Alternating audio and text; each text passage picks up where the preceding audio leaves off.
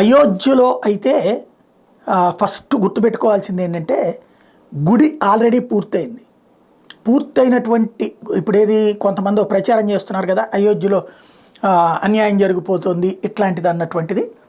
వాళ్ళకి గుర్తుపెట్టుకోవాల్సినటువంటి అంశం ఏంటంటే అయోధ్యలో గుడి ఆల్రెడీ పూర్తయింది.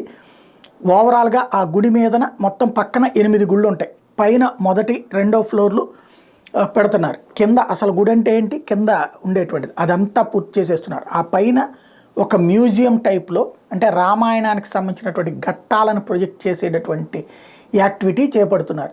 అంటే రామాయణ సంబంధించినటువంటి దృశ్య రూపకంగా అక్కడ విగ్రహాలను ఏర్పాటు చేస్తున్నారు. అంటే ముందు గుడికి వచ్చి దర్శించుకున్న తర్వాత రామాయణానికి సంబంధించినటువంటి వివరాలన్నిటి పైన ఒక మ్యూజియం తరహాలో పెడుతున్నారు అన్నమాట.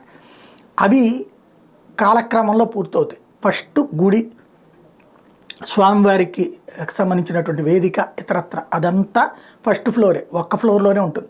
మిగతాదంతా కూడా పైంది. అంటే లైక్ మనం గుడి పక్కన కళ్యాణ మండపాలు కట్టినట్టు అనమాట.